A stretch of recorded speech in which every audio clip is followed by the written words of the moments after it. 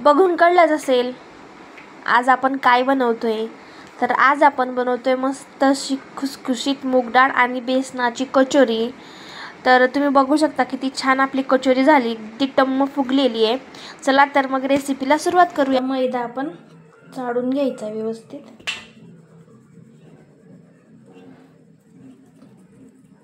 तर पीठ मळण्यासाठी सर्वात आधी आपण त्याच्यात मीठ टाकून घ्यायचंय। मिठाचं प्रमाण अगदी योग्य ठेवायचं म्हणजे कचोरी आपली चवीला छान होईल। आता तेल, तर तेल गारच घालते मी कारण आपल्याला कुरकुरीत नकोय, खुसखुशीत पाहिजे खूप जास्त।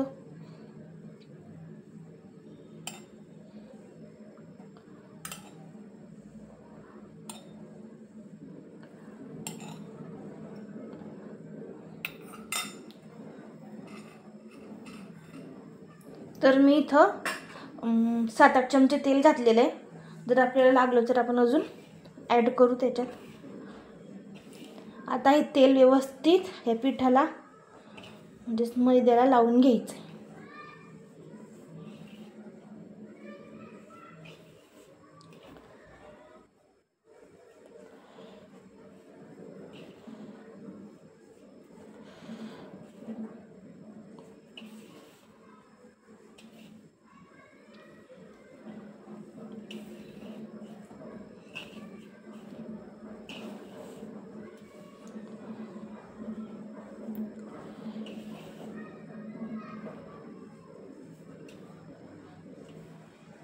तर आपण जितकं तेल घेतलं होतं ते तितकं पुरेसं नाही झालेलं, म्हणून आपण अजून 1-2 पळ्या तेल घालून घ्यायचं। तेलाचं मोहन कचोरीसाठी खूप गरजेचं आहे, त्याच्यामुळेच आपली कचोरी मस्त अशी खुसखुशीत होईल।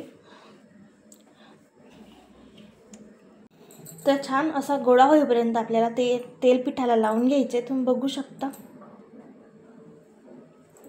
आता आपण थोडं थोडं पाणी टाकून घट्टसर गोळा भिजवून घेऊ।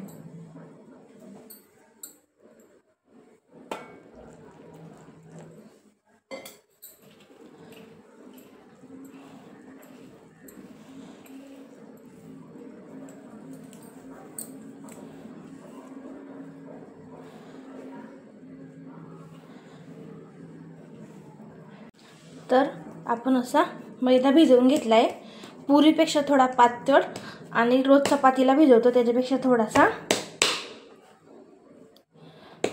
कडक। आता त्याला आपण 1-5 मिनिटं व्यवस्थित सॉफ्ट करून घ्यायचं आहे।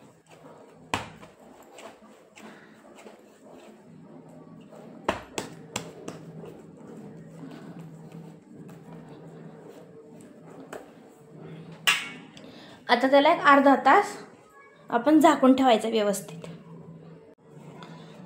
तर कचोरीचा मसाला बनवण्यासाठी मी इथे 1 वाटी बेसन घेतलंय आणि 1 छोटी वाटी मुगाची डाळ अशी भिजवून घेतलेली आहे। मिरच्या घेतल्या आहेत तिखट, आल्याचे 2 छोटे छोटे तुकडे घेतलेत, मीठ घेतलंय, लसूण घेतलाय, हळद, गरम मसाला घेतलाय म्हणजे जे आपले खडे मसाले असतात ते बारीक केलेले। तर हा मसाला मी घेतलेला आहे। 1 चम्मच बडीशोप घेतली आहे आणि 1 चम्मच अख्खे धने घेतलेत आणि तेल घेतलेले। आता आपण सर्वात आधी मिरच्या, आलं आणि लसूण याची पाणी न घालता पेस्ट तयार करून घेऊ। तर आपण अशी जाडसर अशी पेस्ट तयार करून घेतलेली आहे। आता या खलबत्त्यामध्ये आपण धने आणि ही जी बडीशोप घेतली आहे याची जाडसर अशी भरड करून घ्यायची आहे, खूप बारीक करायची नाही आहे। तर आपण अशी जाडसर अशी भरड तयार करून घेतलेली आहे। आता आपण मसाला तयार करून घेऊ। तर मसाला बनवण्यासाठी मी इथं कढईत थोडंसं तेल टाकून घेतलंय। आता त्यात टाकून घेऊ थोडासा जिरा। जिरा छान तडतडला की त्यात आपण बडीशेप आणि जे धणे घेतले होते ते टाकून घ्यायचे। गॅस अगदी कमीच ठेवायचा आहे।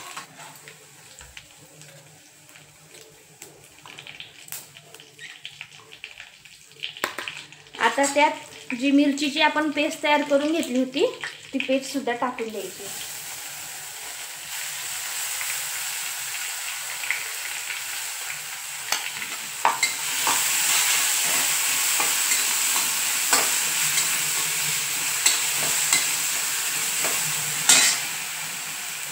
आता त्यातच आपण हळद घालून घ्यायची आहे।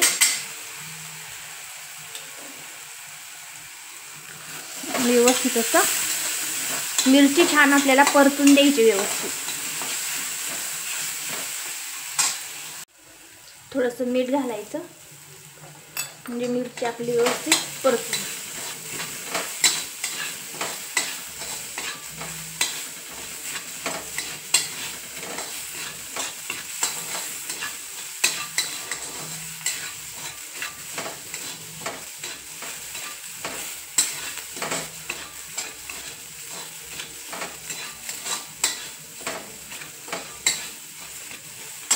तर आपली मिरची व्यवस्थित परतली गेली आहे। त्यात आपण हे मूग डाळ घालून घ्यायची। आता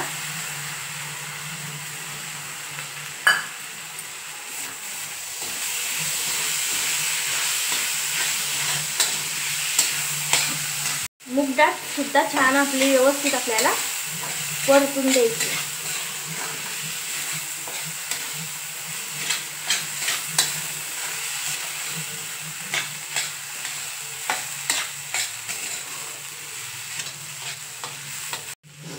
आता मूग डाळ आपली व्यवस्थित परतली गेलेली आहे। त्यातच आपण टाकून घ्यायचा गरम मसाला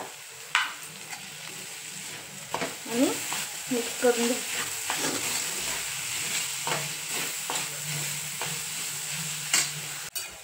आता त्यात अगदी थोडंसं पाणी घालायचं आपल्याला।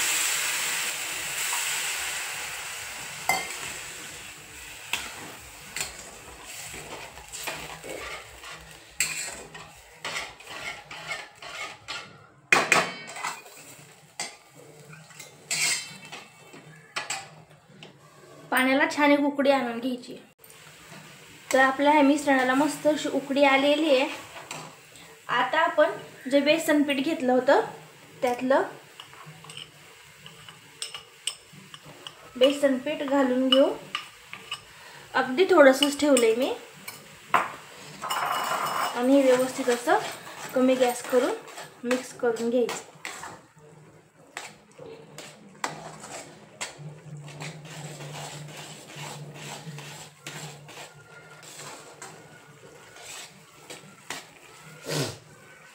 आता जे राहिलेलं बेसन आहे ते सुद्धा आपण याच्यात घालून घ्यायचं।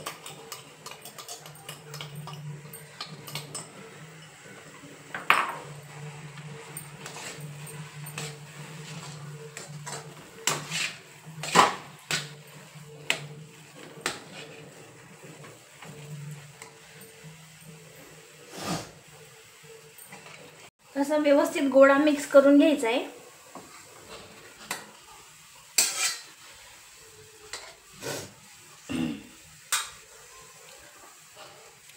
आणि याला 1-2 मिनिटं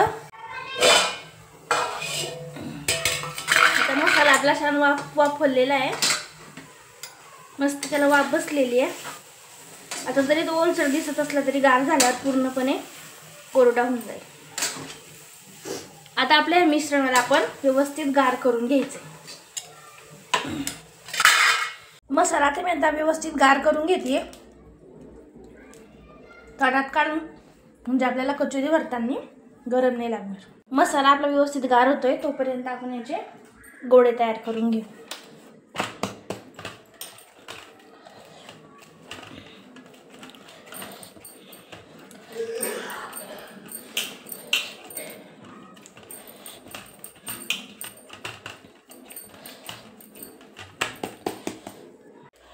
तर मी लिंबा एवढा असा एक गोळा तयार करून घेतलाय। तर याच पद्धतीने मी सर्व गोळे तयार करून घेते। तर मी हे सारख्या आकाराचे सर्व गोळे तयार करून घेतलेले आहेत. आता मी तुम्हाला कचोरी भरून दाखवते. तर कचोरी भरण्यासाठी काय करायचं आहे आपल्याला, जशी आपण पुरणाच्या पोळीसाठी वाटी तयार करतो तशीच वाटी तयार करायची आहे.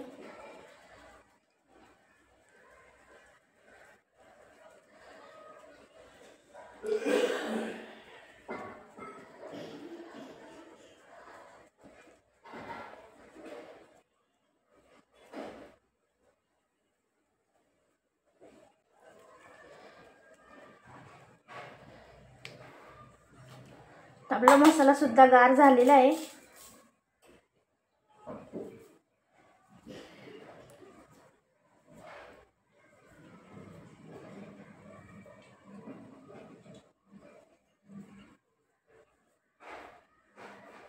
तर मी असा गोळा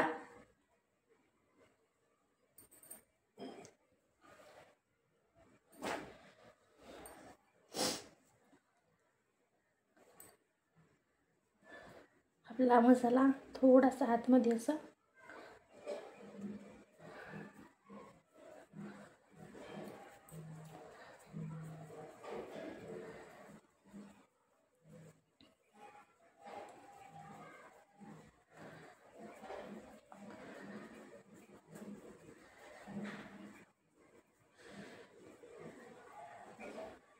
असं व्यवस्थित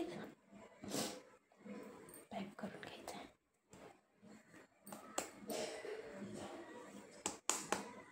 तर मी याच पद्धतीने सर्व गोळे तयार करून घेते. तर मी या सर्व कचोऱ्या भरून घेतल्या आहेत. आता आपण यांना तळून घेऊ. तर आपण ही कचोरी येते अशी लाटून घेऊ. तर लाटताना एकदम हलक्या हाताने लाटायची आहे. एकदा अशी आणि एकदा अशी. बस आपली कचोरी तयार आहे. आता आपण ह्याच पद्धतीने सर्व लाटून घेऊ.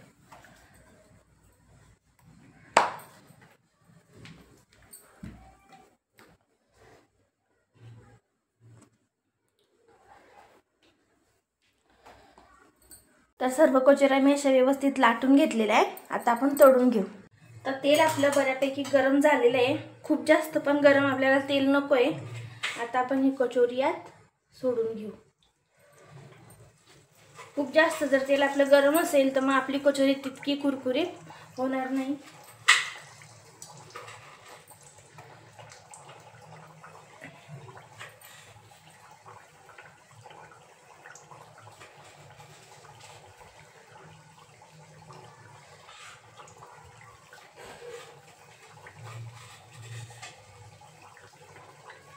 तर कचोरीला आपल्याला लाटताना व्यवस्थित दोघी बाजूनी लाटायची आहे, म्हणजे आपली कचोरी छान अशी फुलते. मग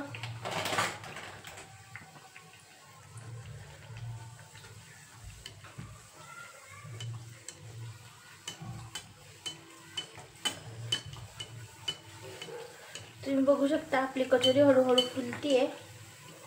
तर पूर्ण फुलून द्यायची आहे आणि मग नंतरच आपल्याला कचोरी पलटी करून घ्यायची.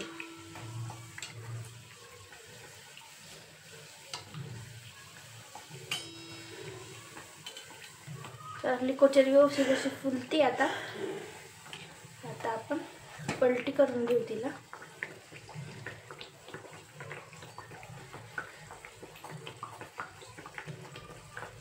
आता आपली कचोरी व्यवस्थित फुलली आहे. तर मी गॅस थोडासा वाढवून घेते आणि आपली कचोरी आपल्याला मस्त अशी तळून घ्यायची.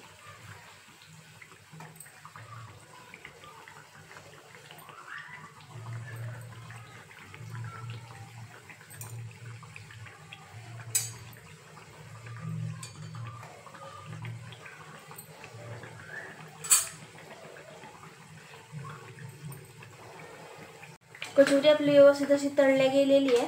मस्त.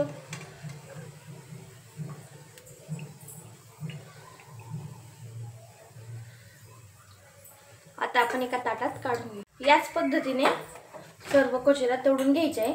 तर मी आता थोडं तेल तापले म्हणून गॅस बंद करून घेते. तेल थोडं कोमट करते आणि मग नंतर परत दुसरी कचोरी टाकून घेते. थोडंसं तेल मी कोमट करून घेतले. आता आपण दुसरी कचोरी सुद्धा यात टाकून घ्यायची.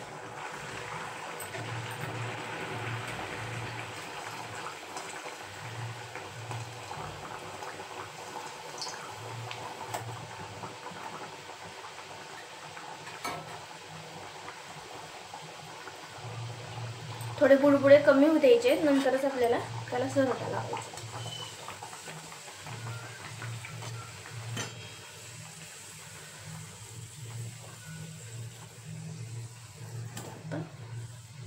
पलटून घेऊ आणि अगदी कमी गॅसवर आपल्याला ही पण कचोरी व्यवस्थित तळून घ्यायची.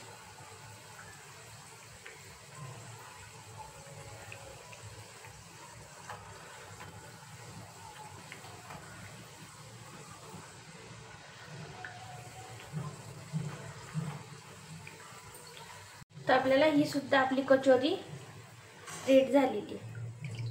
आपण ही कचोरी सुद्धा काढून घेऊ. आता परत सेम प्रोसेस, आपण गॅस बंद करून घेऊ. तयार झाल्या आपल्या मस्त अशा कचोऱ्या. जर तुम्हाला माझी आजची रेसिपी आवडली असेल तर प्लीज लाईक करा, शेअर करा आणि सबस्क्राईब करा. आणि अजून कुठल्या रेसिपी बघायच्या असेल तर प्लीज कमेंट करा. थँक्यू.